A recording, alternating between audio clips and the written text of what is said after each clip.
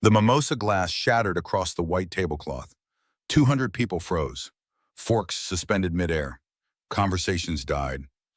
And then came the sound that would destroy a family dynasty. The crack of Garrett Bennett's palm against his pregnant wife's face. But here's what nobody knew. What the viral video didn't show. What those 200 witnesses couldn't see. Garrett's mother had changed her will that morning, 9:15 a.m., two hours before the brunch. She knew what was coming. She'd planned it, orchestrated every humiliating second. This isn't just a story about a slap heard around the country club. This is about a trap set by a monster in Chanel pearls. About a pregnant woman with no money and no escape plan who had to choose between her dignity and her survival. About a family fortune built on lies that was already gone before the betrayal even happened.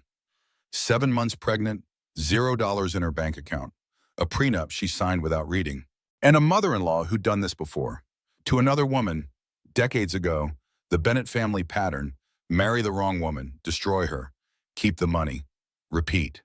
But Harper Bennett made a choice that Mother's Day, a choice that would expose everything. The affairs, the embezzlement, the decades of abuse hidden behind old money and country club memberships.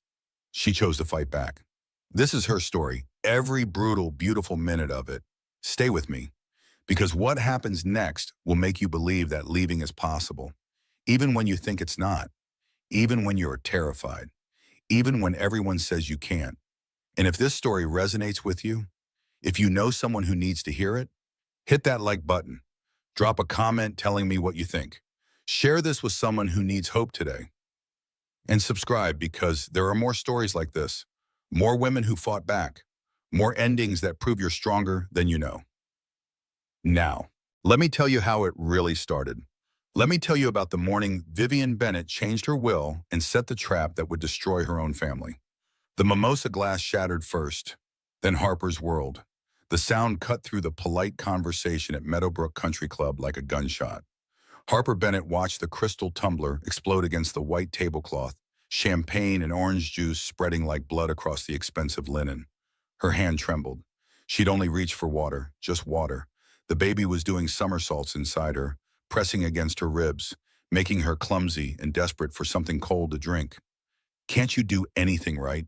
Garrett's voice carried across the Mother's Day brunch. 200 faces turned toward their table. Harper felt heat crawl up her neck. She was 7 months pregnant, wearing a navy dress Vivian had approved 3 days ago. The dress fit wrong. Everything fit wrong now. Her body wasn't her own anymore. "I'm sorry," Harper whispered. She grabbed for a napkin. Her fingers wouldn't work properly. The baby kicked hard, like a warning. "I'm so sorry. I'll clean it up." "You always do this." Garrett's face was red. The vein in his temple pulsed. Harper knew that vein, had learned to watch for it over 2 years of marriage. When it throbbed, she needed to make herself smaller, quieter, less. But there was nowhere to go. 200 people watched. Harper's mother-in-law sat across from her, perfectly composed. Vivian Bennett wore cream-colored Chanel. Her silver hair was swept into an elegant twist. She didn't move to help, didn't reach for napkins. She just watched Harper struggle with something that looked almost like satisfaction. "Garrett, please." Harper kept her voice low, soothing, the way she'd learned to talk to him when his temper rose. "It was an accident. The baby kicked and The slap came so fast Harper didn't see his hand move. One moment she was apologizing. The next, fire exploded across her left cheek. The sound echoed through the dining room. A meaty crack that made someone's grandmother gasp. Harper's hand flew to her belly, not to her burning face. To protect the baby, always protecting the baby first. The room went silent. Harper's ears rang. She could feel her pulse in her cheek, could feel 200 pairs of eyes on her. A teenager 3 tables over held up a phone. Recording, always recording. Everything was content now. Everything was viral potential. Harper counted in her head. 1, 2, 2, 3, breathe. Her therapist had taught her this technique. When the panic came, when her chest got tight and the world tilted sideways, except this wasn't panic. This was everyone finally seeing what she'd hidden for so long. This was the private shame becoming public spectacle. Vivian took a sip of her mimosa. Calm, unruffled, like her son hadn't just struck his pregnant wife in front of the entire country club. Philip Bennett, Garrett's father, stared at his plate. His hands shook slightly, but he didn't speak. Never spoke. Not when it mattered. Harper, a hand on her elbow. Sloan Martinez, Harper's best friend since college. The one person Garrett hadn't been able to isolate her from completely. Sloan wore a red dress and fury in her dark eyes. She was only 5'3", but she could make herself enormous when she needed to. We're leaving, now. Harper's legs wouldn't work. The baby was doing backflips. Or maybe that was Harper's stomach churning. She couldn't tell anymore where she ended and the baby began. 7 months pregnant meant every organ was rearranged. Every feeling was amplified. Every humiliation was carved deeper. I should stay, Harper heard herself say. I should apologize.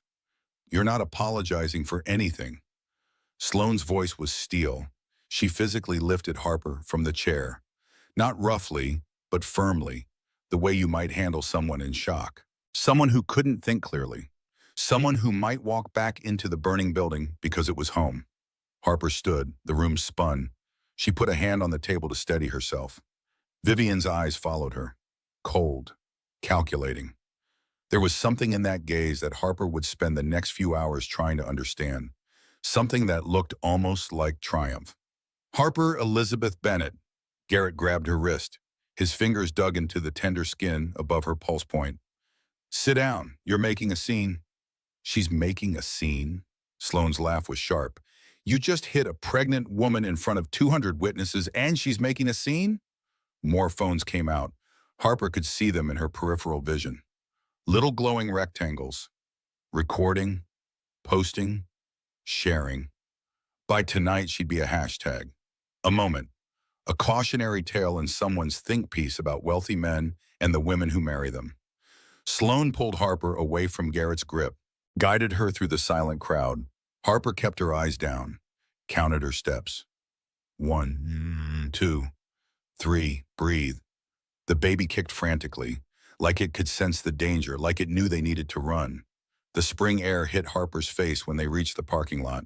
Cool, clean. She sucked in a breath and tasted freedom mixed with terror. Behind them, through the floor-to-ceiling windows, she could see the brunch continuing. People were talking now, animated conversations, scandalized whispers, entertainment over Eggs Benedict.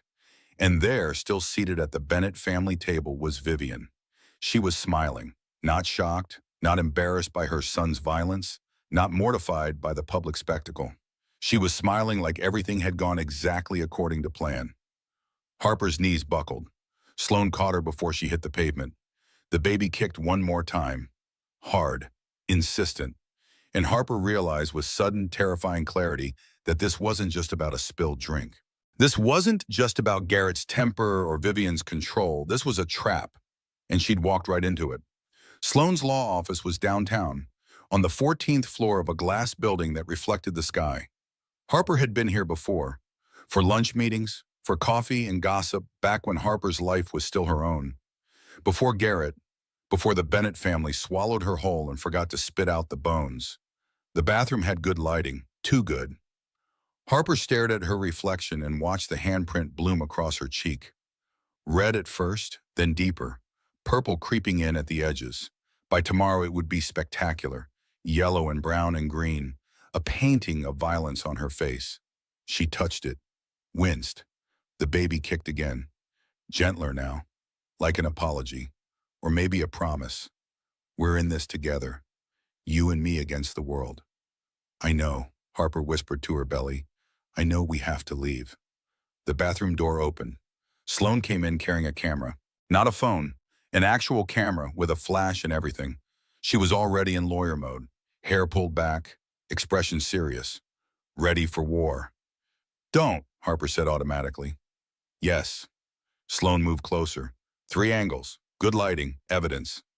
Harper wanted to argue, wanted to say this was the first time, that Garrett had never raised a hand to her before, that this was an aberration, a fluke, a one-time thing that would never happen again. But Sloane's expression stopped her. This is the first time he hit you in public, Sloane said softly. Isn't it? Not a question, a statement. Harper's throat closed. She nodded. Once, small. How long?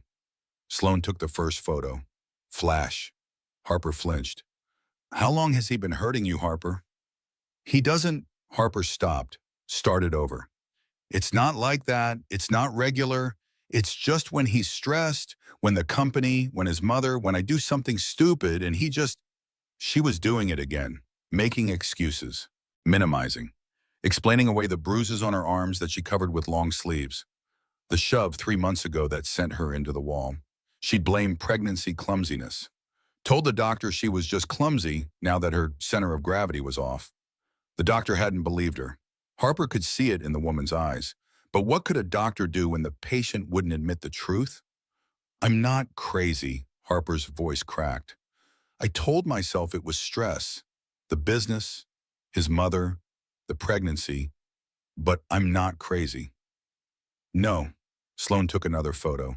You're not crazy. You're in an abusive marriage. There's a difference, Abusive, the word landed like a second slap. Harper wanted to reject it, push it away, but it sat there between them. True, undeniable, the thing she'd been avoiding for 2 years. Harper did what she always did under stress. She organized, emptied her purse onto the bathroom counter, sorted the contents into neat piles, expired grocery receipts. Lip gloss she never wore because Garrett said it made her look cheap. Tissues, gum, a credit card. Wait, Harper picked up the Visa, turned it over. She tried to use it last week to buy maternity clothes. The card had been declined. She'd been so embarrassed. Standing at the register while the clerk tried it 3 times. Harper had apologized, said there must be a mistake, paid with cash from her emergency stash. My bank account, Harper said slowly. Can you pull it up? Sloan opened her laptop, logged into the secure portal. Harper provided her password. They both stared at the screen. Joint account with Garrett Bennett, Harper's marketing director salary, $58,000 a year. Direct deposited every month for 3 years. Until 2 weeks ago, current balance, $0.00. Where did it go? Harper's voice sounded far away, like it belonged to someone else. Someone whose husband hadn't just drained her bank account. Someone whose life wasn't imploding in real time. Sloan scrolled through the transaction history. Transferred to an account ending in 7439. That's not yours. Harper shook her head. 3 years of her salary, gone, just gone. She had no money, no way to leave even if she wanted to, which was the point, wasn't it? Garrett had been planning this, making sure she was trapped, dependent, unable to run. Harper sat on the cold bathroom tile, fully dressed, shoes on. She couldn't process standing anymore. The fluorescent lights hummed. Her phone buzzed in her purse. 15 texts from Garrett. She didn't need to read them. She knew what they'd say. I'm sorry, baby. You know I didn't mean it. The stress got to me. Come home. We'll talk about this. I love you. Please come home. She turned the phone face down. The baby did a somersault. Harper pressed her palm against the movement. The only thing that still made sense, this life inside her. This person who didn't ask to be born into a war zone but was coming anyway. Ready or not. Harper. Sloan's voice was gentle. There's something else you need to know. Sloan's phone was ringing. She answered on speaker. A man's voice came through, older, tired, stressed. Ms. Martinez, this is Thomas Bradford. I'm the Bennett family attorney. I need to speak with Harper. Today, before Garrett gets to her with his version of events. Harper's blood went cold. His version of what? There was a long pause. Then Thomas said the words that would change everything. The will. Vivian changed her will this morning, 9:15 a.m. Witnessed it. The brunch started at 11. Harper stopped breathing. The baby kicked. Once. Twice. 3 times, frantic. Sensing the danger even from inside the womb. What does that have to do with anything? But even as Harper asked, she knew. She knew. Everything, Thomas said. It has to do with everything. Thomas Bradford arrived at Sloan's office in 20 minutes. He looked like a man who hadn't slept. Gray hair disheveled, tie slightly crooked, briefcase clutched in both hands like it contained explosives. Which Harper supposed it did. The paper kind. The kind that destroyed lives without making a sound. He'd known the Bennetts for 30 years, handled 3 generations of trusts, estates, business contracts, corporate mergers, prenuptial agreements. Thomas had drawn up the prenup Harper signed 3 days before her wedding. The prenup she'd been too young and too in love to have reviewed by her own attorney. God, she'd been so stupid. I shouldn't be here, Thomas said. He set his briefcase on Sloane's conference table. His hand shook. Attorney-client privilege. But what I witnessed this morning, what Vivian did, I can't. I have daughters, granddaughters. I can't stay silent. What happened this morning? Sloane's voice was steady, professional. She had a legal pad out. Taking notes already? Building the case? Thomas opened the briefcase, pulled out papers, set them on the table like evidence at a crime scene, which Harper supposed they were. Vivian changed her will at 9:15 this morning. I witnessed it. She was very specific about the timing, said it needed to be done before the Mother's Day brunch. Thomas looked at Harper. She knew. Before it happened, she knew what Garrett would do. Harper's brain stuttered, tried to process, failed. How could she know? Because she's been setting this up for months. Thomas slid the papers across the table toward Harper. Everything goes to Garrett. The estate, the company shares, the properties, everything. But it's contingent on specific conditions. Harper picked up the papers, read the conditions. 1, Garrett must remain CEO of Bennett Industries. 2, Garrett must remain married to someone Vivian approves. 3, any divorce results in the company voting shares transferring to Vivian's charitable foundation. 4, the prenuptial agreement includes a morality clause. Either party engaging in adultery, substance abuse, or behavior unbecoming, the Bennett name forfeits all claims. Harper's hands shook. The words blurred. She'd signed that prenup. 3 days before the wedding, Garrett's lawyer, no, Vivian's lawyer had presented it as standard for families of means. Harper had been 26, in love, intimidated by the Bennett wealth and pedigree. She'd signed without reading every clause, signed without her own representation. Sloane said a word that would make Harper's mother wash her mouth with soap. Please tell me you didn't. I did. Harper's voice was hollow. I signed it 3 days before the wedding. I was so scared they'd call it off if I asked for changes. So scared Garrett would think I was a gold digger. I signed it. Every memory was reframing itself in real time. The engagement party where Vivian had cried. Harper had thought they were happy tears. But no, Vivian had been upset that Garrett chose someone unsuitable, someone from the wrong background, someone who went to state school instead of Yale, someone whose mother worked at a grocery store instead of serving on charity boards. The wedding dress. Vivian had insisted Harper wear the Bennett family gown, the one Vivian had worn, the one Garrett's grandmother had worn, heavy silk that smelled like mothballs and crushed dream. Harper had wanted something lighter, more her, but Vivian said tradition mattered, and Harper had given in. The pregnancy announcement. 5 months ago, Harper had been so excited, had made a special dinner, wore the dress Garrett liked, told him they were having a baby, and Garrett had said finally, not congratulations, not I'm so happy, not this is wonderful news, finally. Like Harper had been failing some tests she didn't know she was taking. Like her only value was producing an heir to the Bennett fortune. Like she was livestock, breeding stock, a vessel for the precious Bennett bloodline. She planned this. Harper heard herself say the words, felt them vibrate in her chest. Vivian planned the whole thing. She changed the will this morning, before the brunch. She knew Garrett would snap, knew I'd leave after he hit me in public. And when I leave, he loses everything. But she maintains control. The foundation she controls gets the company shares. She wins. Thomas nodded slowly. That's not all. Garrett's been building a case against you for months, documenting your supposed emotional instability, your therapist visits, your financial irresponsibility. What financial irresponsibility? Harper's voice rose. The baby kicked in response to her elevated heart rate. I haven't had access to money for months. He drained my bank account. He canceled my credit cards. I can't even buy groceries without asking him first. Thomas's face confirmed her worst fear. Exactly, he's been creating a narrative. When you leave. And Vivian knows you will after today.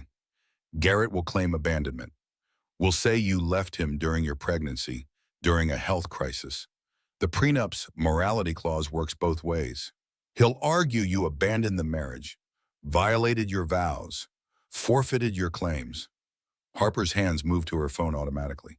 She wanted to call her mother, tell her everything. Hear Diane Crawford say, "I told you so," because her mother had said it 2 years ago when Harper announced the engagement. That family will eat you alive, baby girl. But Harper had defended Garrett, had been so sure love conquered all, had believed that Garrett was different from his family, that he loved her for herself and not for what she could provide. God, she'd been so young, so stupid, so desperate to be chosen by someone wealthy and successful and powerful. Like his love could transform her from a girl whose mom clipped coupons into someone worthy of country club brunches and European vacations. There's something else. Thomas pulled out another document. Owen contacted me last week. Garrett's brother. He wants to help you. Said he has information about the company that could change everything. Owen Bennett, the disappointment, the one who refused to join the family business, who worked in the nonprofit sector making a fraction of what Garrett earned. Vivian called it throwing his life away. Garrett called Owen weak. But Owen had always been kind to Harper, had warned her once softly that the Bennett family wasn't what it seemed from the outside. Harper should have listened. What kind of information? Sloan was already making notes, planning strategy, building the counterattack. Thomas hesitated. I can't say attorney-client privilege, but Owen will meet it with you if you want. He has evidence. 3 years worth. He's been collecting it since Garrett married you. 3 years. Owen had been watching, waiting, hoping Harper would wake up and see what everyone else saw, that Garrett Bennett was a monster in a custom suit, that Vivian Bennett was a puppet master pulling strings, that the whole family was poison-wrapped in old money and social prestige. Harper stared at her reflection in Sloan's conference room window. 7 months pregnant, handprint blooming on her cheek. No money, no escape plan, a prenup that left her with nothing, and a mother-in-law who had orchestrated this entire disaster with surgical precision. But she wasn't 26 anymore, wasn't desperate for approval, wasn't willing to shrink herself to fit someone else's idea of who she should be. She was 29, about to be a mother, and angry. So angry she could feel it burning through the fear. Call Owen, Harper said. I want to hear what he has to say. Owen Bennett met them at a coffee shop, not Sloan's office. They have people everywhere, he'd said. The coffee shop was in a neighborhood the Bennetts would never visit. Small, independent, the kind of place that served fair trade beans and had mismatched chairs. No one here would recognize the Bennett name or care about country club scandals. Owen looked like Garrett, but softer. Same dark hair, same blue eyes, but his eyes crinkled at the corners from smiling instead of scowling. He wore jeans and a button-down. No designer labels, no Rolex, no signet ring with the Bennett family crest. At 35, Owen had spent a decade trying to separate himself from the family legacy. Mostly he'd succeeded. He stood when they approached, hugged Harper carefully, mindful of her pregnant belly. I'm so sorry, he said. I should have done this sooner. They sat. Owen ordered decaf tea for Harper without asking what she wanted. The kind of thoughtfulness Garrett had never managed. Harper wrapped her hands around the warm mug. The baby settled, like it could sense safety for the first time in hours. Owen slid a folder across the table. Plain manila, thick with papers. I've been collecting this for 3 years, since Garrett married you. I thought maybe if he had something to lose, he'd become better. His laugh was bitter, hollow. I was wrong. He just became better at hiding. Sloan opened the folder, started reading. Her expression darkened with each page. Harper watched her best friend's face and felt dread pool in her stomach. What is it? Harper asked. Everything. Sloan looked up, her eyes blazed. Financial records showing Garrett embezzling from company charitable donations. Emails between Garrett and your mother-in-law discussing how to manage your behavior. Text messages between Garrett and multiple women. Photos of his business trips that weren't business at all. Harper couldn't breathe. The baby kicked frantically, sensing her distress, responding to her elevated heart rate and spiking blood pressure. She forced herself to take slow breaths. Count. 1, 2, 3. Breathe. Owen reached across the table, stopped before touching her, asking permission with his eyes. Harper nodded. Owen covered her hand with his. The affair started 6 months into your marriage. Maybe earlier. I didn't start documenting until later. There might be more I don't know about. 6 months. Harper had been so happy then.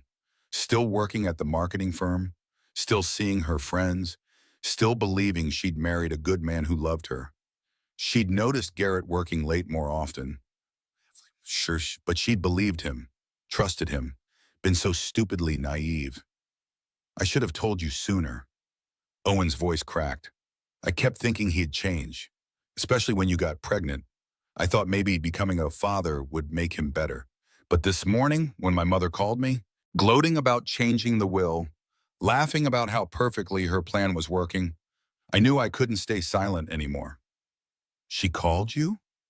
Harper's voice came out wrong. Too high, strangled. Owen nodded. She was proud, excited, she said.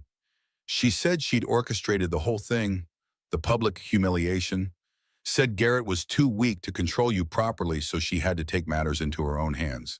Said you'd leave now, just like she planned, and Garrett would lose everything, but she'd maintain control of the company through the foundation. She was celebrating. Harper felt something break inside her chest, some last remaining piece of hope that maybe this was all a misunderstanding, that maybe Vivian wasn't actually a monster, that maybe the Bennett family had some redeeming quality she just hadn't seen yet. But no, this was deliberate, calculated. Vivian had weaponized her own son's violence to achieve her goals, had turned Mother's Day, a day meant to honor mothers, into an ambush, a trap, a public execution of Harper's dignity. She's done this before. Owen was still talking, his voice distant, like he was remembering something painful. My father's first wife, before he married my mother, her name was Catherine. She was kind, gentle. My dad loved her, but she wasn't from the right family, didn't have the right connections. My grandmother drove her out, told everyone Catherine was mentally unstable, said she'd abandon the marriage. Catherine lost everything in the divorce. I was 10. I remember her crying at my birthday party, trying to say goodbye. I didn't understand then why she was leaving. I do now. The pattern, the Bennett family pattern, marry the wrong woman, make her life hell, document her instability, drive her out, keep the money and the power and the pristine reputation. Rinse, repeat. Generation after generation of women destroyed on the altar of the Bennett family name. Harper excused herself, found the bathroom, stared at her reflection in the grimy mirror. The handprint had faded to dull red. Tomorrow it would be yellow-brown, then gone. But the interior bruises didn't fade as fast. Those lasted years, decades, forever. She washed her hands, once, twice, 3 times. The way she always did when overwhelmed. The water ran cold. Her wedding ring caught the light. Diamond solitaire. 2 carats, platinum band. She'd been so proud of it once, had felt so chosen, so special, so stupid. Harper twisted the ring. It came off easily now. 7 months pregnant meant her fingers were swollen, except when they weren't. The ring felt heavy in her palm, expensive, meaningless, a pretty collar for a pet that forgot its place. She dropped it in the trash can. Then she walked back to the table, sat down, looked at Owen with clear eyes. Tell me everything. I want to know all of it. Harper's phone rang while Owen was explaining the financial documents. Unknown number. She almost didn't answer. Almost sent it to voicemail, but something made her pick up. Mrs. Bennett, this is Detective Sarah Gonzalez with the county police. We've received a complaint about a domestic disturbance at Meadowbrook Country Club. I need to speak with you about pressing charges. The words took a moment to land, to make sense. Pressing charges, criminal charges, against Garrett for hitting her in public with 200 witnesses. I. Harper's voice failed. She trotted again. I don't. I wasn't going to. I just want to leave. I understand. Detective Gonzalez's voice was kind but firm, professional but warm. The voice of someone who'd seen this before, who knew the statistics, who understood that abuse during pregnancy increased the risk of fatality by 40%. But 12 witnesses have already come forward. The country club manager provided security footage. Your husband's mother tried to have it deleted. She offered money. That's witness tampering. Which makes this easier, actually, for prosecution. Vivian had tried to delete the footage. Of course she had. Trying to control the narrative. Trying to make it go away. But 12 people had already spoken up. 12 strangers who saw violence and decided not to look away. 12 people who cared more about a pregnant woman's safety than about protecting a rich man's reputation. I need to think about it. Harper's hands shook. The baby did gymnastics. Can I call you back? Of course, but Mrs. Bennett, Harper, the video is already online. From that teenager's phone, it's getting shared. A lot. You should know that before you decide anything. The call ended. Harper stared at her phone. Opened social media with shaking hands. Typed her own name in the search bar. There it was. The video. Crystal clear. Garrett's hand connecting with her face. The sound. Her hand flying to her belly instead of her cheek. The look on Vivian's face. Satisfied. Pleased. The teenager had captured everything. 200,000 views already. Comments flooding in. Some supportive. Some vicious. Some debating whether she deserved it. Whether she provoked him. Whether she was playing victim for attention. Whether this was real or staged or exaggerated. But the video didn't lie. The sound of the slap. The shock on her face. The instinctive protection of her unborn child. The way Garrett didn't even look sorry. The way Vivian smiled. Press charges. The words came out steady, clear. Harper looked up at Sloan, at Owen, at the folder full of evidence. All of them, whatever there is, I want to press all the charges. Detective Gonzalez arrived at Sloan's office within 30 minutes. She was in her 40s. Latina, wedding ring, photos of kids on her phone that she didn't show, but Harper could see in the way she held it. She'd done this before. Sat with women who were deciding whether to fight back or disappear. Whether to make noise or go quietly. Harper chose noise. Tell me what happened. Gonzalez had a recorder, a notebook, the same kind of care in her voice that made Harper want to cry. When was the last time someone had asked her what happened and actually cared about the answer? Harper told her everything. The spilled drink, Garrett's anger, the slap, the way her hand went to her belly first, the way Vivian smiled, the way 200 people froze and watched and did nothing until Sloan pulled her out. Then Harper told her the rest. The shove 3 months ago. I fell into the wall, blamed pregnancy clumsiness, the grip on her arm that left bruises shaped like fingers. I wore long sleeves to work for 2 weeks. The time Garrett threw her phone, shattering it against the kitchen tile. He said I was texting my mom too much, that I needed to focus on him. On us. Gonzalez wrote it all down. Every detail, every incident.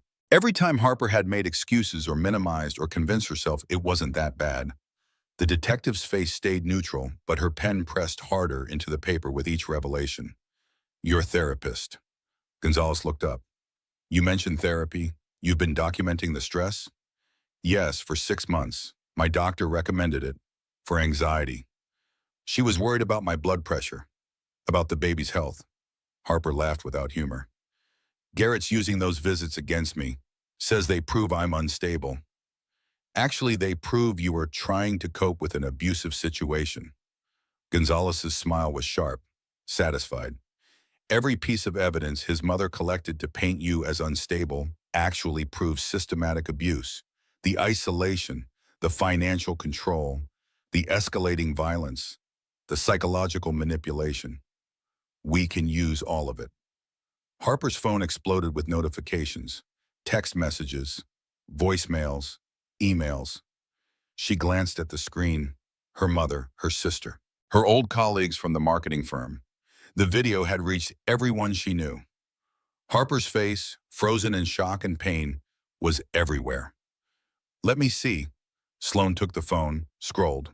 Her expression darkened. Garrett posted on social media about your mental health struggles, about pregnancy hormones, about seeking help for his wife. Of course he did. Classic, deny, attack, reverse victim and offender. Darvo. Harper had learned the term in therapy, had learned all the patterns, the cycle of abuse, the honeymoon period, the tension building, the explosion, the apologies, the promises to change, the gifts, the romance until the next time. There wouldn't be a next time. Harper was done being a target, done being manageable, done apologizing for existing in a way that inconvenienced powerful men. What happens now? Harper asked. Gonzalez explained. Assault charges would be filed, Garrett would be arrested, Harper would need photos of her injuries, a medical evaluation, documentation of the baby's health, statement from her therapist, the security footage from the country club, witness statements from the 12 people who'd already come forward. He'll make bail within hours, Gonzalez warned. Probably today. Men like this always do. But there will be a restraining order. He can't contact you, can't come near you. If he violates it, he goes to jail. No bail. Harper thought about her daughter. Yes, daughter. She'd known since the 20-week ultrasound. The technician had whispered it when Garrett wasn't in the room. Against policy. But the technician had seen something in Harper's face. Some desperate need to know. To have one secret. One thing that was just hers. Garrett wanted a boy. Bennett men need sons. He'd said it so many times Harper had stopped counting. Said it while touching her belly. While talking about the future. While planning the nursery in colors he approved. Blue, gray, nothing soft, nothing pink.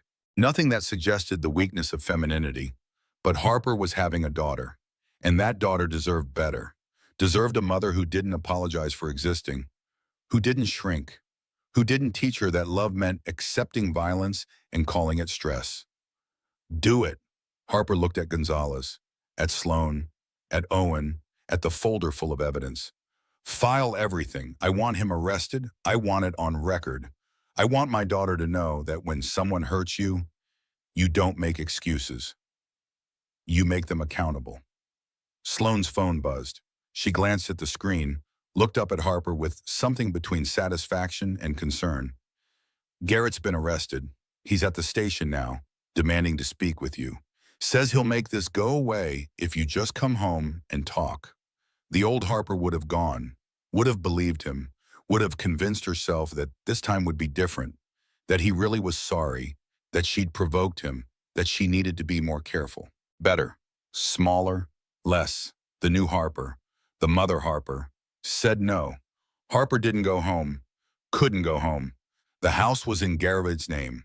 Another manipulation she'd missed. Her grandmother had left her $50,000 when she died. Harper had wanted to buy a small condo, start building equity.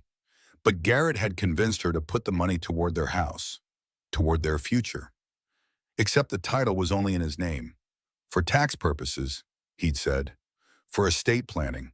For reasons that sounded legitimate until they weren't. Sloan offered her guest room, but Harper needed her mother, needed the house she grew up in, the bedroom with glow-in-the-dark stars on the ceiling, the kitchen that smelled like coffee and fabric softener, the safety of familiar things. Diane Crawford lived in a modest 3-bedroom in the suburbs, vinyl siding, chain-link fence, garden gnomes in the front yard that Garrett had mocked the first time he saw them.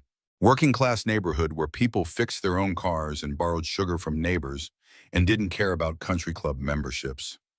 Harper's mother opened the door before Harper could knock, like she'd been watching for her, waiting. Diane took one look at Harper's face and pulled her into a hug, careful of the belly, fierce with protection. I didn't say it, Diane whispered into Harper's hair. You don't need to hear I told you so right now.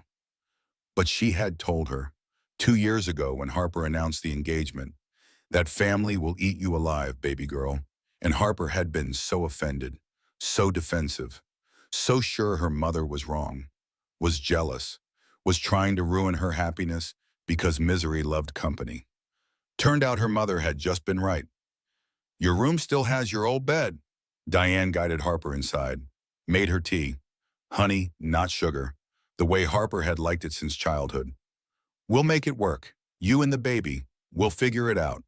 Harper wanted to believe her, wanted to think that love and determination were enough. But she had no money, no job anymore. She'd quit when Garrett insisted, when he said a Bennett wife didn't need to work, when he made it clear that her career was an embarrassment to him, that his income was enough for both of them, that she should focus on the house, on him, on preparing for motherhood. Another trap she'd walked into smiling. 3 a.m. came fast and brutal. Harper lay in her childhood bedroom, staring at glow-in-the-dark stars she'd put there at age 12. They still glowed, faint, ghostly. The baby kicked, relentless, uncomfortable, pressing against her ribs and bladder and every organ that had been rearranged to make room. Harper whispered to her belly, to her daughter, I'm sorry I picked wrong. I'm sorry you don't have a daddy who loves you right. I'm sorry I don't have money saved. I'm sorry I'm not ready. The baby kicked again, not angry, just present, just existing, just saying, I'm here, you're here, that's enough for now. Harper's hands rested on her stomach, on the curve of new life, on the person who would look to her for everything. Love, safety, guidance, truth. But I'll figure it out. I promise we'll figure it out. Her phone buzzed on the nightstand. Harper ignored it. Then it buzzed again and again. She finally looked. 47 missed calls, 15 voicemails, 63 text messages, all from Garrett's phone, from his lawyer, from numbers she didn't recognize. One email from the Bennett family PR firm. Subject line, joint statement opportunity. Harper opened it against her better judgment. Read the drafted statement they wanted her to sign. My husband and I are working through a difficult time. I overreacted to a stressful situation, and the video circulating online doesn't show the full context. We ask for privacy as we focus on our growing family and healing our relationship. Neither of us is perfect, but we love each other and are committed to making our marriage work for our child's sake. Every sentence made Harper smaller, erased her, turned violence into mutual conflict, made her complicit in her own abuse, gave Garrett what he wanted most, absolution without accountability, forgiveness without change. Harper deleted the email, blocked the PR firm, blocked Garrett's lawyer, blocked every Bennett-adjacent number in her phone except Owen's. Morning came, gray light through childhood curtains. Harper's mother knocked softly. Coffee's ready, decaf for you. I made pancakes. The kitchen was exactly as Harper remembered. Linoleum floors, laminate counters, mismatched chairs around a table that had hosted countless family dinners, homework sessions, heart-to-hearts. This was home, not the showplace in the expensive neighborhood, not the house with crown molding and Italian marble. This, where people loved each other without conditions, without contracts, without violence disguised as passion. Harper's phone rang while she was drowning pancakes in syrup. Sloan. Owen found something. Bank records from the company. You need to see this. Today. They met at Sloan's office. Owen had his laptop open, spreadsheets covering the screen. Numbers that meant nothing to Harper, but everything to her future. Bennett Industries. Owen turned the screen toward her. Third-generation manufacturing company. Worth $80 million on paper. Except it's not. Not anymore. Harper stared at the numbers. Red. So much red. Garrett's been embezzling. Owen pulled up more documents, more evidence, more proof that the perfect Bennett family was rotten at its core. But not to hide money, to fund gambling, day trading, cryptocurrency speculation. He's lost millions. The company is leveraged to the breaking point. One bad quarter, and it's bankruptcy. Does Vivian know? Harper already knew the answer. No. That's why she changed the will this morning. She thinks she's securing the family fortune, but there's no fortune left to secure. Garrett's been hiding the losses for 2 years, cooking the books, lying to the board. If they find out, when they find out, he'll lose everything anyway. Harper started laughing, couldn't stop. The baby kicked in protest, but Harper just laughed harder.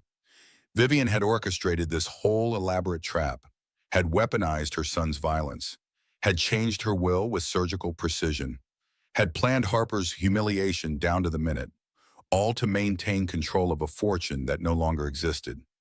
It was almost poetic. The arrest is going to trigger audits. Sloan was already thinking 3 steps ahead. Investigations, public scrutiny. The board will demand answers. And when they find out what Garrett's been doing, with company money, he's done. Good. Harper wiped her eyes. That's good. But Sloan's expression said there was more. Something worse. Something Harper needed to prepare for. What? Harper asked. He wants to meet Garrett with you in my office, with Detective Gonzalez present, recorded. He says he'll sign whatever you want for the divorce. Forget the prenup, joint custody, child support, whatever you need. Just make a statement. Say it was mutual. Say you're co-parenting. Save the company. Harper understood immediately. Garrett needed her, needed the appearance of stability, needed to be able to tell the board that everything was fine, that the viral video was a misunderstanding, that his pregnant wife supported him, that they were a united front. He needed her to lie, to save him, to sacrifice herself one more time so he could escape consequences. Set up the meeting, and Harper said, I'll go. Garrett arrived at Sloan's office in a suit, perfectly pressed, tie straight, hair combed, like he was going to a business meeting instead of trying to manipulate his pregnant wife into protecting his crumbling empire. His lawyer trailed behind him, young, nervous, probably new to the firm, and desperate to impress his rich client. Detective Gonzalez was already there. Recording equipment set up, rights read, everything official and legally binding. No chance for Garrett to later claim he'd been misquoted or misunderstood. Harper sat across from her husband and felt nothing. That was the strangest part. No fear, no love, no residual affection, nothing. Like looking at a stranger who wore Garrett's face but had none of the power he'd once held over her. The man who'd made her pulse race with a smile could now barely hold her attention. Baby, please. Garrett's voice was soft, pleading. The voice he used during the honeymoon phases, after the explosions, when he needed her forgiveness. You know I didn't mean it. The stress, the company, my mother. I just snapped. It'll never happen again. Harper studied him, really looked at him for the first time in months, maybe years. He was handsome, that hadn't changed. But there was something weak around his mouth, something calculating in his eyes, something she'd refused to see when she was desperate to be chosen by him. You're right, Harper said calmly. It'll never happen again, because I'll never be in the same room with you without witnesses. Garrett flinched. Good. He should flinch. Should feel 1/10 of the fear he'd made her live with every day. I'll sign whatever you want for the divorce. Garrett leaned forward, earnest, desperate. Forget the prenup. It was my mother's idea anyway. I never cared about that stuff. Joint custody, child support, whatever you think is fair. Just make a statement. Tell people it was mutual, that we're co-parenting, that you support me. The board is calling for my resignation.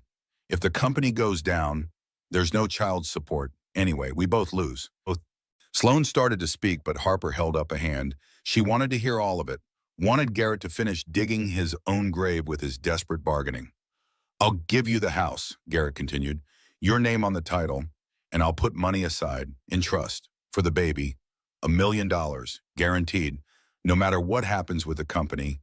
Just please, Harper, I need you. There it was, the truth under all the pretty words. I need you. Not I love you, not I'm sorry, not I was wrong. Just I need you to save me from myself, to protect me from consequences, to be useful one more time. Harper let the silence stretch, let Garrett squirm, let him remember what it felt like to be powerless, to need something you couldn't take by force. Then she said the words that would end him.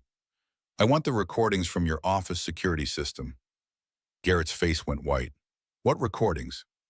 The ones that show you with your executive assistant and the intern from last summer and the sales director in your office, on company time. I'm sure the board will find those very interesting during their ethics investigation. Owen had provided those recordings. Bethany Walsh, Garrett's executive assistant, had been collecting them for over a year. Insurance policy, self-protection. She'd watched Garrett destroy 3 women's careers with sexual harassment, complaints that were dismissed or buried or settled quietly. She'd stayed silent to keep her job, to pay her mortgage, to feed her kids, until the slap, until she saw the video, until she couldn't pretend anymore that staying silent was neutral. Bethany had sent Owen everything, every recording, every email, every text message, every piece of evidence that proved Garrett Bennett was exactly what he looked like, a predator in an expensive suit. You can't, Garrett stood up. His lawyer grabbed his arm, tried to pull him back down. Those are private. You have no right. Actually, company security footage belongs to the company. Sloane's smile was sharp, dangerous. And we've already provided copies to 3 board members who've been asking questions about employee turnover in your department. They were very interested. Harper watched her husband unravel, watched the mask slip, watched the charming facade crack to reveal the scared little boy underneath. The boy who'd never been told no, who'd never faced consequences, who'd learned from his mother that manipulation and money could fix anything. Harper, please, Garrett's voice broke. Tears, real ones this time. Not calculated, not performed. Actual fear. They'll destroy me, the board, the media, everyone. I'll lose everything. Good. Harper stood up, 7 months pregnant, exhausted, wearing her mother's borrowed clothes, but standing taller than she had in 2 years. You should lose everything. You hit a pregnant woman in public. You isolated and abused and financially controlled me. You cheated. You lied. You stole. You deserve to lose everything. The door burst open. Harper jumped, protective instincts flaring. But it wasn't danger. It was Vivian Bennett, immaculate as always. Pearls, Chanel, hair perfect, makeup flawless. But there was wildness in her eyes Harper had never seen before. Desperation, fear, the loss of control. You will not destroy this family. Vivian's venom was aimed directly at Harper. You came from nothing. You'll return to nothing. That baby's a Bennett. She stays with us. Harper felt something shift. Final, absolute. She'd spent 2 years trying to earn this woman's approval, trying to be good enough, polished enough, quiet enough, proper enough, small enough to fit into the box labeled Bennett wife. No more, Mamar. Her name is Grace. Harper's voice was steady, clear. Grace Crawford Bennett. She'll have my mother's name too, and you'll never be alone with her. Ever. Vivian's hand rose, like she might strike Harper the way her son had. But Owen stepped between them, his body a shield, his voice cold. Touch her and I'll make sure every board member sees the videos. All of them, including the ones of you bribing the country club to delete security footage. That's witness tampering, Mother. A felony. Vivian lowered her hand, turned to Garrett. Fix this, now, make her sign the statement, whatever it takes. But Garrett couldn't fix it, couldn't make Harper do anything. The power had shifted, had been shifting for hours, days, since the moment his hand connected with her face in front of 200 witnesses. The lawyer presented papers, divorce agreement, everything Garrett had promised. The house, child support, full custody with supervised visitation only. No fighting, no appeals, clean, simple. Over. Garrett signed with shaking hands. Harper signed with steady ones. 27 months of marriage. Dissolved in 27 signatures. Detective Gonzalez confirmed the assault charges would proceed regardless. Criminal and civil are separate, she explained to Garrett's lawyer. The divorce doesn't erase his crime. Harper left Sloane's office without looking back. Left Garrett and Vivian and the ghost of who she'd tried to be for them. The elevator doors closed on Vivian's face. Pinched, furious, powerless. That night, Harper sat in the nursery at her mother's house. Small room, donated crib from the church. Walls painted yellow because Diane couldn't afford anything fancy. But it was clean, safe, filled with love instead of expectations. Harper folded tiny clothes. gender-neutral ones from her baby shower. The shower she'd had before Garrett forbade her from having one, before he isolated her from friends, before he decided that everything about her life needed his approval. She held a onesie that said "Little Miracle," pressed it to her face, breathed in the smell of detergent and hope. The future was uncertain, terrifying. She had no job, no money beyond what Sloan was helping her get from Garrett, no plan beyond survive today and tomorrow will take care of itself. But she had her mother, had Sloan, had Owen, surprisingly, had herself back, had her daughter coming soon, had the strange, powerful knowledge that she'd survived the worst things she could imagine and was still standing. Harper's phone buzzed. News alert. She almost didn't look, then did. Bennett Industries CEO resigns amid scandal. Company faces federal investigation for fraud. It was starting. The unraveling, the consequences. The justice she'd been told wasn't possible for men like Garrett, men with money and power and family names that opened doors. Turned out those doors could close too, when enough people decided to stop looking away. Owen called the next morning. Mother called an emergency board meeting. She's trying to install herself as interim CEO, but 3 board members walked out. They're demanding a full audit. The FBI is getting involved. She's losing control of everything. Harper sat at her mother's kitchen table, drinking decaf coffee that tasted like disappointment but was safe for the baby. She felt nothing about Vivian's unraveling, no satisfaction, no vindication, just tired. So tired her bones ached. Good, Harper said. She meant it. The company had represented everything she'd tried to become. Sophisticated, wealthy, accepted into circles that wouldn't have noticed her without the Bennett name attached. She'd twisted herself into shapes that hurt, had sanded down every rough edge, had performed gratitude for abuse disguised as love, all for access to a world that was poison wrapped in prestige. Owen continued. Bethany Walsh gave an interview, voice disguised, silhouette only. She talked about the harassment, the NDAs, the women who were paid off and threatened into silence. 6 others have come forward now. Former employees, interns, the sales director who suddenly resigned last year. 6 women, 6 lives damaged, 6 careers derailed. All so Garrett could feel powerful. All so the Bennett family could maintain its perfect reputation. Also, Vivian could pretend her son was something other than what he was. The news broke that afternoon. Financial fraud, embezzlement, sexual harassment complaints suppressed by HR. Bennett Industries stock dropped 40% in 2 hours. Clients terminated contracts. Partners pulled out. The company that had been worth $80 million on paper was revealed as a house of cards built on lies and leverage. Vivian's perfect family legacy crumbled in 72 hours, faster than she'd built her trap for Harper. Reporters camped outside the Bennett estate. The country club revoked their membership. Charity boards asked Vivian to resign. Suddenly, the Bennett name was toxic instead of golden. Philip, Garrett's father, filed for separation. The papers arrived at the estate by courier. Vivian called Owen, hysterical. How could Philip do this? After 40 years of marriage? After everything she'd done for the family? Owen was unmoved. He should have done it decades ago, he told Harper later. He should have stopped her when she drove out Catherine, when she started twisting Garrett into her image, when she turned family into a weapon. He was a coward for staying. Maybe he'll find his spine now. Harper's phone rang constantly.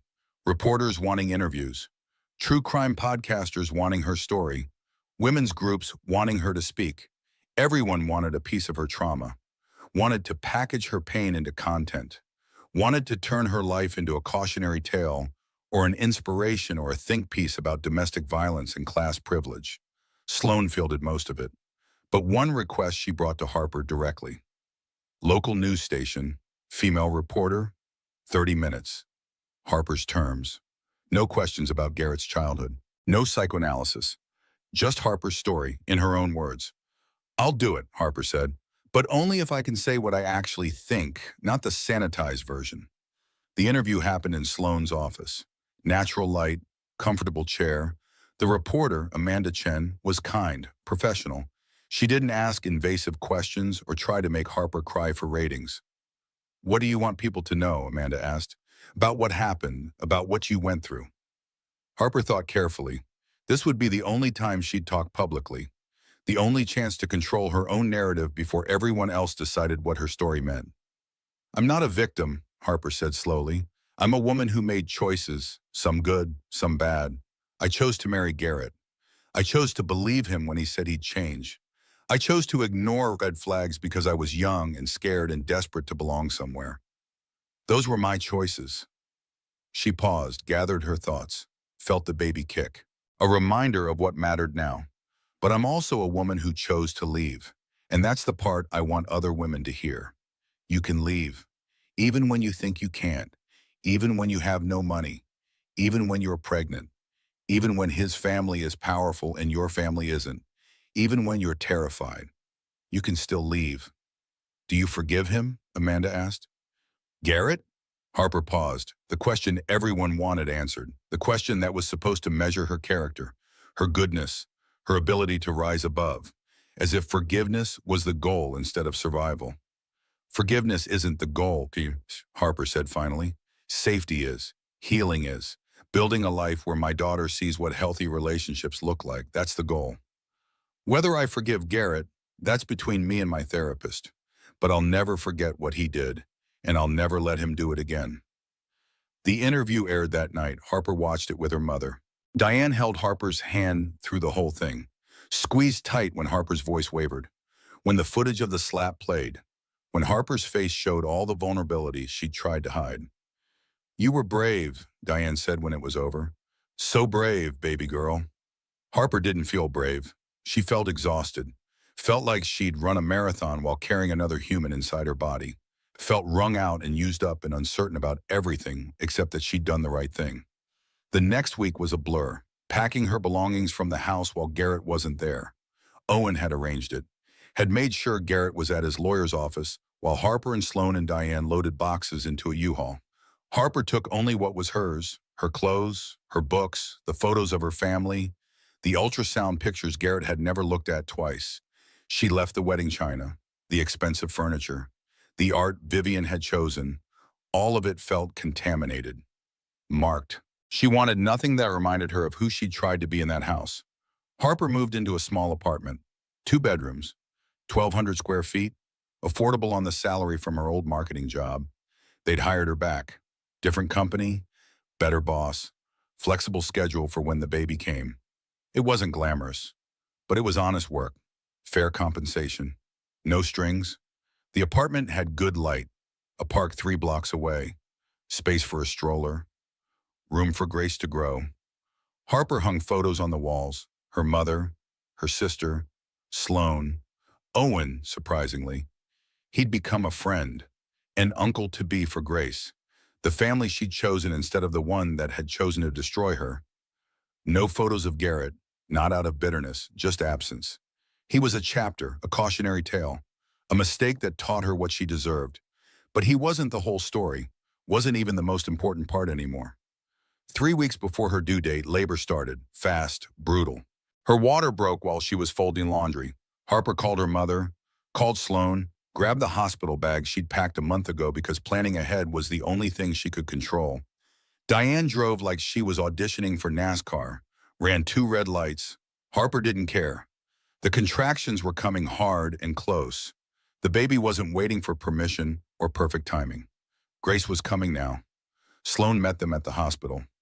No husband, no Bennett family, just the people who'd shown up when it mattered. The people who'd pulled Harper out of the wreckage and helped her build something new. The nurses didn't ask about the father, didn't make Harper feel broken or incomplete for delivering alone. They just helped her breathe through contractions, held her hand, told her she was strong, told her she could do this. And she could. She did. Grace Crawford Bennett arrived at 2:17 in the morning. 6 pounds, 2 ounces, perfect, healthy, screaming with impressive lung capacity that suggested she'd inherited Harper's opinions and wasn't afraid to share them. The nurse placed her on Harper's chest, skin to skin, heart to heart, and Harper counted 10 fingers, 10 toes, 2 eyes, 1 nose, 1 mouth, everything where it should be. Everything perfect. Everything hers. Father's name?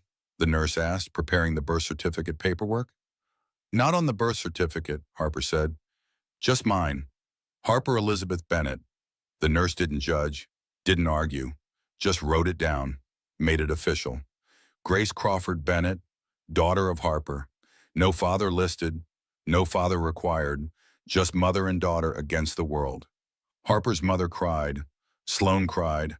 Harper was too exhausted to cry, too overwhelmed by the weight of this new life in her arms, this person who would look to her for everything, this daughter who deserved better than the example Harper had almost set by staying.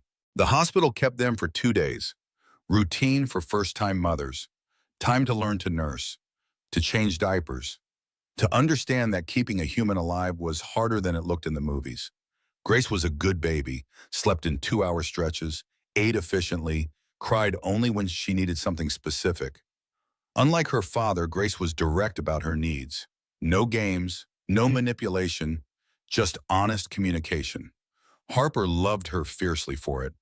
The criminal trial concluded while Harper was still figuring out how to sleep in 15-minute increments. Garrett pleaded guilty to assault. His lawyer had tried to fight, had wanted to go to trial. But the video was damning. The witnesses were credible. The jury would have convicted in an hour. Garrett received probation, mandatory anger management, a restraining order. The judge was a woman in her 60s who'd clearly seen too many men like Garrett walk away with a slap on the wrist.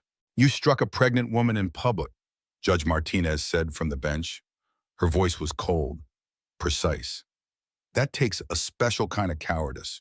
You're lucky I can't give you jail time under the plea agreement. But I can promise you this. If I see you in my courtroom again, if you violate that restraining order, if you so much as send your ex-wife a text message, you'll see the inside of a cell, and bail won't be an option. Do you understand?" Garrett nodded, chastened, humiliated. Exactly what he'd done to Harper multiplied by 1,000. The civil trial for the prenup came next. Harper's new lawyer, not Sloan, who was too close to the case. A shark named Patricia Wu, who specialized in making abusive men regret their choices. Patricia argued that the prenup was signed under duress, that Vivian's lawyer had presented it 3 days before the wedding, that Harper had been 26, in love, and intimidated by the Bennett family wealth, that there was a clear conflict of interest, that the entire contract was unconscionable. The judge agreed, ruled in Harper's favor. The house transferred to Harper's name, free and clear. It wasn't worth much anymore. The market had crashed. The neighborhood had lost its luster once the Bennett scandal broke. But it was hers. She could sell it, pay off her medical bills, invest the difference in Grace's education fund. Harper sold it within a month. Took a loss but didn't care. Money wasn't worth memories. She bought a smaller place closer to her mother. 3 bedrooms, fenced yard, good school district, room for Grace to grow, room for Harper to breathe. Bennett Industries declared bankruptcy. The board voted unanimously to dissolve the company, liquidate assets, pay creditors. There was nothing left. Garrett's gambling and embezzling had hollowed out 3 generations of family wealth. The Bennett fortune that Vivian had tried so desperately to control no longer existed. Vivian lost everything. The estate sold at auction, the art, the jewelry, the furniture, everything that mattered to her, everything that defined her worth in the world she'd ruled for 40 years. She moved into a 2-bedroom apartment in a complex that didn't take her calls seriously, that didn't know her name, that treated her like any other elderly woman with a grudge against the world. Philip moved to Florida, started a small woodworking business, made furniture by hand, simple, honest, beautiful. He sent Harper photos of a rocking chair he'd made. For Grace, maple with a smooth finish. He included a note. "I'm sorry I didn't stop her sooner. I was a coward, but I'm trying to be better." Harper accepted the chair. The apology. She wasn't ready to forgive Philip completely, but she understood that he'd been a victim too. In his own way, crushed under Vivian's expectations. Silenced by her manipulation.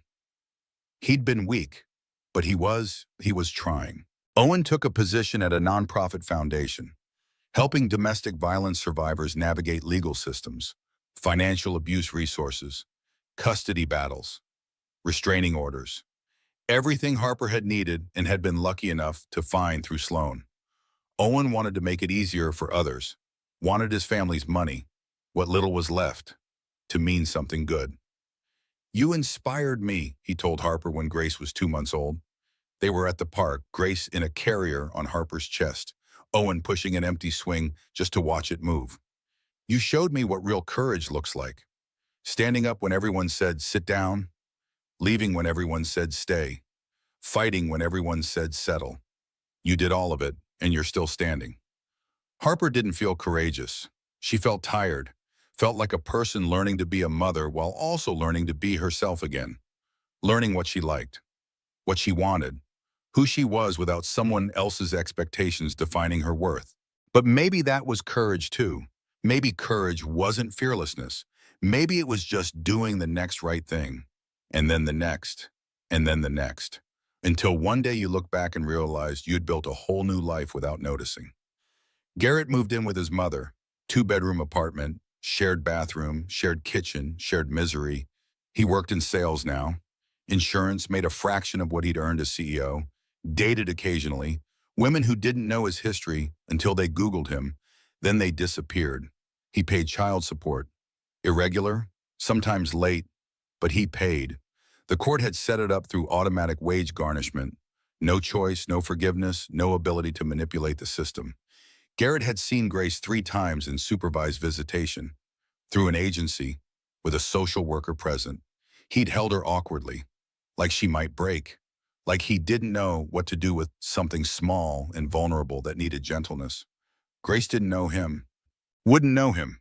Harper had decided that supervised visits twice a year were enough for Garrett to claim he tried, but not enough for him to damage Grace the way he'd damaged Harper. Maybe when Grace was older, when she could decide for herself, when she understood that DNA didn't equal family, that fathers had to earn the title through actions instead of accidents of biology. Maybe then Grace could choose. But not now. Now Grace needed safety, stability, love without conditions. Harper would make sure she got it 1 year later.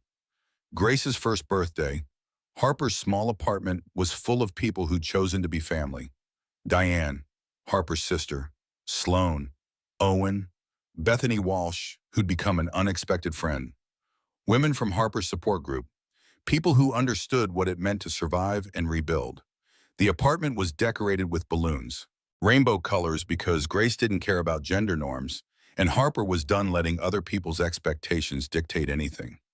There was a cake shaped like a duck because Grace loved ducks, loved pointing at them in the park, loved the sound they made, loved everything about them with the pure joy of someone who'd never been told what she was supposed to love. Grace smashed cake into her face with both hands, delighted, covered in frosting. Harper took approximately 300 photos. Too many. But she didn't care. These were the memories she wanted: joy, laughter. People who loved Grace for who she was instead of what she represented. Someone, Harper's sister probably, asked if Harper regretted it. The marriage, the time lost, the years spent trying to fix something that was broken from the start. Harper thought carefully, honestly. "I regret the pain," she said finally, "but I don't regret Grace. And I don't regret learning what I'm capable of surviving. Pain taught me what I deserve, and survival taught me what I'm worth. No, I don't regret it. I learned from it. There's a difference." That night, Grace finally asleep after too much cake and excitement. Harper sat in the nursery, the donated crib from the church, the yellow walls her mother had painted. But now there were photos covering one wall. Grace's first smile, Grace meeting her grandmother, Grace's tiny hand wrapped around Harper's finger, Grace's first laugh, Grace asleep on Owen's chest while he read to her, Grace covered in spaghetti sauce.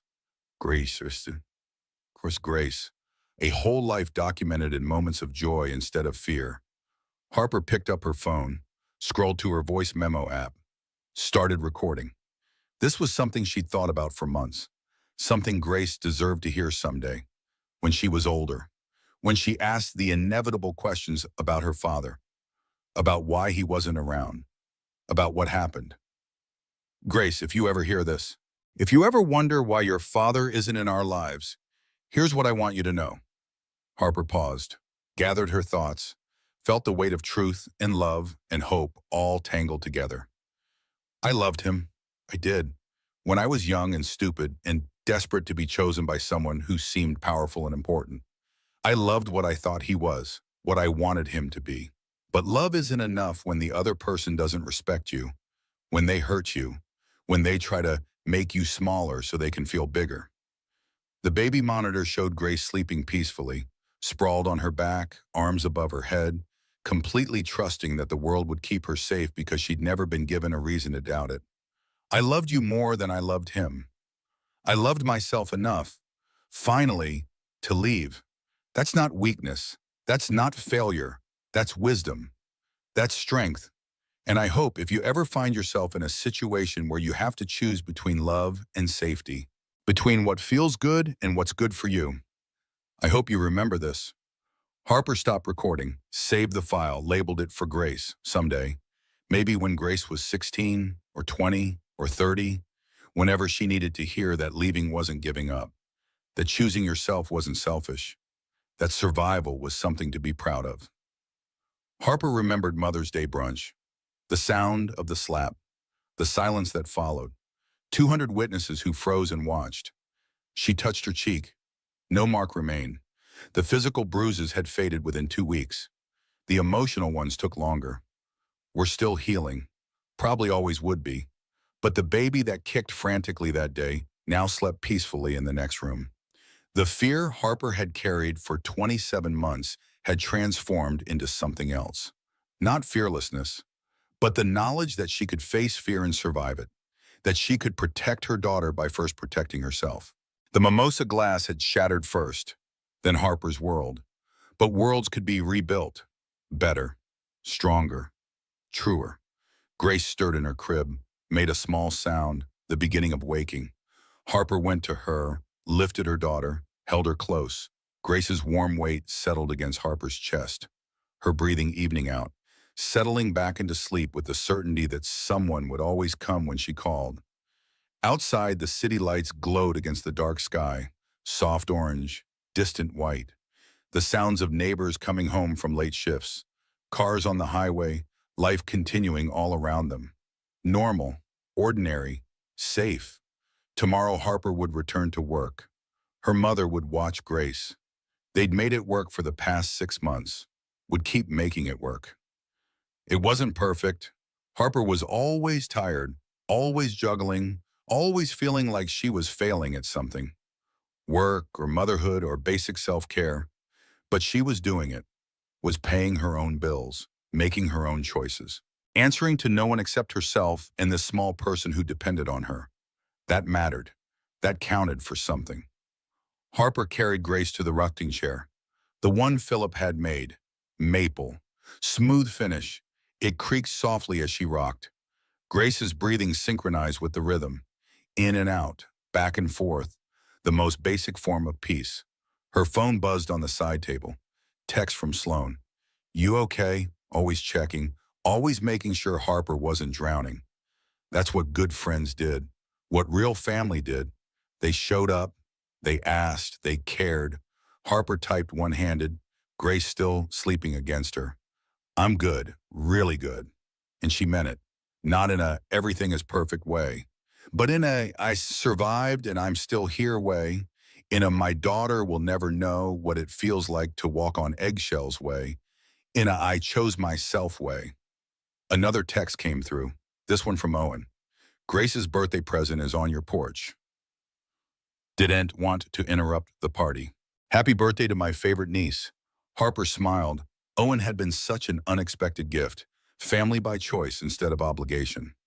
He saw Grace twice a month, brought books, read to her in funny voices, never missed a milestone, texted Harper photos of playground equipment with the caption, "This looks fun, should we try it?" Like a real uncle would, like family should. The present on the porch was a wooden toy box, handmade. Owen must have commissioned Philip to build it. The lid was engraved with Grace's full name, Grace Crawford Bennett, born into chaos but loved into peace. Inside the box were books, children's books about strong girls, brave girls, girls who didn't wait to be rescued, girls who solved their own problems, girls who knew their worth. A whole library of messages Harper wanted Grace to absorb before the world tried to teach her different. There was a note in Owen's handwriting, for Grace. So she grows up knowing she comes from survivors, from fighters, from people who chose love over fear. Happy birthday, little one. Uncle Owen.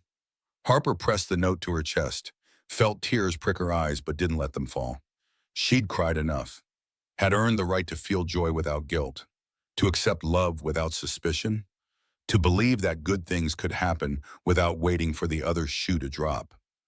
Grace woke fully, looked up at Harper with dark eyes that saw everything and judged nothing.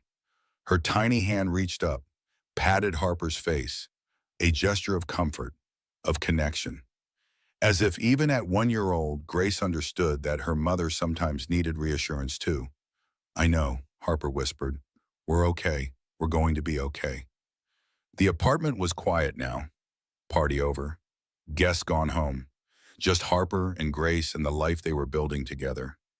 Small, modest, nothing like the Bennett estate with its 5 bedrooms and marble counters and empty rooms that echoed with unhappiness. But this was home. These walls knew laughter. These rooms held safety. This space belonged to them and no one else. No one could take it away. No one could use it as leverage. No one could threaten to kick them out if Harper didn't behave the way someone else wanted. Harper's phone buzzed again. Email this time. From Patricia Wu, her attorney. Subject line, final distribution. The last day in assets from Bennett Industries had been liquidated. Creditors paid. Legal fees settled. What remained was being distributed to shareholders. Harper's share. From the prenup that was dissolved. From the house that sold. From the child support that had been automatic for a year. All of it added up. The number in Patricia's email made Harper's breath catch. $347,000. Not millions, not the fortune the Bennetts once had, but more money than Harper had ever seen in her life. More than her mother earned in 6 years. More than enough to secure Grace's future. To pay off Harper's student loans. To put a down payment on a real house with a yard. To breathe. You've earned this, Patricia's email said. Every penny. Don't let anyone tell you different. Harper stared at the number, thought about everything it represented. Pain, survival, justice, freedom, the cost of learning who she was when no one else was defining her. The price of choosing herself and her daughter over comfort and security and the approval of people who would never approve anyway. She thought about the girl she'd been at 26, so desperate to be chosen, so willing to ignore red flags, so convinced that love meant sacrifice and compromise and making herself smaller. That girl would have been terrified of this moment, of being alone, of having to figure everything out without someone else making the decisions. But Harper wasn't that girl anymore. She was a woman who'd walk through fire and come out holding her daughter. A woman who knew the difference between being alone and being lonely. A woman who understood that the hardest prison to escape was the one you built yourself. The prison door had been unlocked all along, Harper realized. She'd been her own warden, but she was also her own liberator. Grace made a sound, not quite words yet, but getting closer. She pointed at the window, at the lights outside, at the world she was just beginning to understand. A world that would try to tell her who to be, how to act, what to want, who to love. But Grace had Harper, had Diane, had Sloan and Owen and Bethany, and a whole village of people who would teach her different, who would show her that strength looked like asking for help, that courage looked like leaving when you needed to, that love looked like choosing people who chose you back. You want to see? Harper stood, carried Grace to the window. They looked out at the city together. Mother and daughter, 2 people learning how to be whole. Harper's reflection stared back at her from the glass. 29 years old, tired, scarred, stronger than she'd ever imagined she could be. She barely recognized herself. The polished Bennett wife was gone. In her place was someone real, flawed, honest, free. This is us, Harper told Grace. This is who we are. Not perfect, not rich, not whatever the Bennetts wanted us to be. Just us. And that's enough. That's more than enough. Grace babbled something that might have been agreement, might have been hunger, might have been commentary on the philosophical nature of identity and self-worth. Hard to tell with one-year-olds. But Harper chose to believe her daughter understood that they were building something new, something better, something theirs. The night stretched ahead. Bath time, story time, the routine they'd built together, the life they'd made from ruins.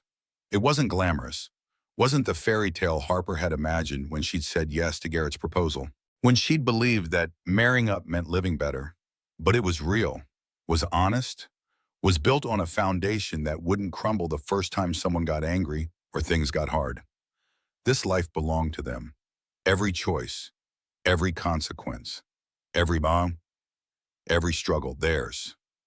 Harper pressed her forehead against Grace's, breathed in the baby smell of shampoo and milk and innocence. This was what she'd been fighting for. This moment, this peace, this certainty that leaving was the best decision she'd ever made. Not because it was easy, but because it was right. The mimosa glass had shattered first, then Harper's world. But from those broken pieces, she'd built something beautiful, something strong, something that would last because it was made with truth instead of lies. Love instead of control, freedom instead of fear. Grace yawned, ready for bed, ready to close another day of her first year.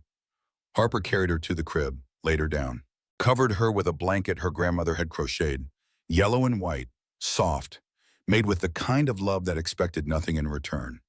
Harper stood in the doorway, watched her daughter sleep, watched the rise and fall of her chest, the way her fingers curled into small fists, the way her lips moved like she was dreaming of something good.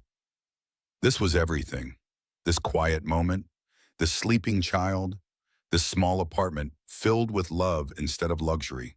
This life built from nothing but determination and hope and the terrifying courage to walk away from everything familiar. Harper's phone buzzed one last time. Text from an unknown number. She almost didn't look, then did. It was from Garrett's lawyer, short, professional, clinical. Mr. Bennett wishes to inform you that he will no longer be pursuing custody or a visitation. He believes it's in Grace's best interest to have stability. He will continue child support payments as required by law, but request no further contact. Harper read it twice, felt something shift in her chest, not grief, not even anger, just acceptance. Garrett was choosing himself, choosing his comfort over his daughter, proving that he was exactly who Harper had learned he was, someone who wanted children as trophies, but not as responsibilities, someone who loved the idea of family, but not the reality of showing up. Grace would be fine, would be better than fine without him, would grow up surrounded by people who loved her for who she was instead of what she represented, who stayed because they wanted to, not because they were obligated to. Harper typed a response. One word. Understood. She blocked the lawyer's number, blocked the last connection to the Bennett family except for the automatic child support payments that came twice a month like clockwork. That was enough. That was all Garrett needed to be in their lives. A number in a bank account, a footnote, a cautionary tale. Harper turned off her phone, set it face down on the counter. Tomorrow she'd call Patricia, make sure the custody change was legally documented, make sure Garrett couldn't change his mind in 6 months or 6 years when he decided he wanted to play father again. But tonight was for peace, for standing in her own space, for knowing she'd done the hard thing and survived it, for understanding that every choice she'd made since Mother's Day brunch had been the right one. Not easy, not perfect, not what she'd imagined when she was 26 and in love with a man who didn't deserve her, but right. Harper walked through her apartment, turned off lights, checked locks, did all the small rituals of ending a day. The baby monitor glowed green on her nightstand. Grace's steady breathing filled the quiet. The world outside continued its noise and chaos and relentless forward motion. But inside these walls, inside this life they'd built, there was peace. Harper climbed into bed, her bed in her apartment, paid for with her money, decorated with her choices, no one to ask permission from, no one to shrink for, no one to manage or placate or fear. Just Harper, just Grace, just the life they were building together. one day at a time, one choice at a time, one moment of courage at a time. The last thing Harper thought before sleep took her was simple, true, hard-won. We made it. We're going to be okay. We're going to be more than okay. And in the morning when Grace woke with the sun and called for her mother, Harper would be there, would always be there. Not because she was trapped, not because she had no choice, but because she'd chosen this, had fought for this, had walked through fire to protect this small person who trusted her completely. The mimosa glass shattered first, then Harper's world. But from those broken pieces, from that public humiliation, from that moment of violence that could have destroyed her, Harper had found something precious. She'd found herself. And that was everything. Harper Bennett walked through fire and came out holding her daughter. That's the story. That's the truth. A woman with no money, no power, and no reason to believe she could win. Who fought back anyway? Who chose herself and her baby over security, over comfort, over everything familiar? And she won. Not because she was perfect, but because she refused to stay small. Now here's what I need from you. If this story moved you, click that like button. It tells me you want more stories like this, more truth, more survival, more proof that leaving is possible. Drop a comment. Tell me, what would you have done in Harper's position? Would you have stayed? Would you have left? Have you been Harper? Do you know a Harper? Your story matters. Your voice matters. Share it below. And if you know someone who needs to hear this, someone in their own trap, someone who thinks they can't leave, share this video, send it to them, let them know they're not alone. That survival is possible, that there's hope on the other side of fear. Finally, subscribe, hit that bell, because there are more stories coming, more women who fought back, more endings that prove you're stronger than you know, more proof that the prison door is always unlocked. You just have to be brave enough to walk through it. Harper did it. You can too. Thank you for listening. Thank you for caring. Thank you for being part of the village that helps survivors know they're not alone. I'll see you in the next story. Until then, choose yourself. Choose safety. Choose the life you deserve. You're worth it.